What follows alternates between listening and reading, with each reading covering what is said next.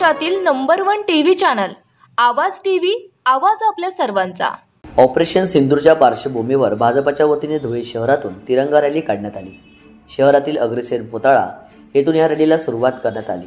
धुळे शहराचे आमदार अनुप अग्रवाल यांच्या नेतृत्वाखाली निघालेल्या या तिरंगा रॅलीत धुळेकर नागरिक मोठ्या संख्येने सहभागी झाले होते। तसेच विविध शाळा महाविद्यालयाचे विद्यार्थी देखील या तिरंगा रॅलीत सहभागी झाले होते। पहलगाम येथे झालेल्या दहशतवादी हल्ल्यात मृत्युमुखी पावलेल्या 26 भारतीय नागरिकांना यावेळी श्रद्धांजली अर्पण करण्यात आली।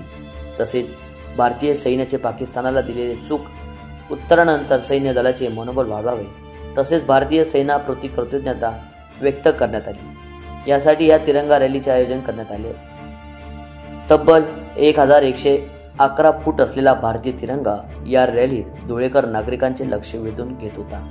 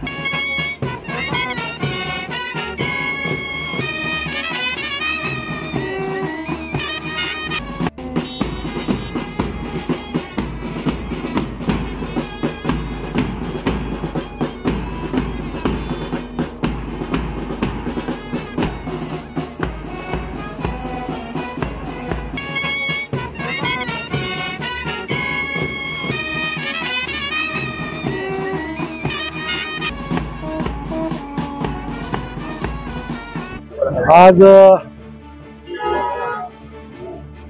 काश्मीरमध्ये जो भ्याड हल्ला केला आणि भारतीय सैन्याने जे पाकिस्तानमध्ये जाऊन त्या ठिकाणी त्यांचे आतंकवादी तळ उद्ध्वस्त केले, त्यांचे एअरपोर्ट उद्ध्वस्त केले। हम सैनिक के साथ है, हम ऑपरेशन सिंदूर के साथ है। सैनिकांचा अभिमान आम्हाला फार जास्त आहे, त्यांचा गौरव वाढावा याच्यासाठी आज 1111 फूटची तिरंगाची रॅली या ठिकाणी हजारो धुळेकर नागरिकांच्या साक्षीने आपण काढली आणि सर्व सैनिकांना मनापासून अभिनंदन आणि शुभेच्छा।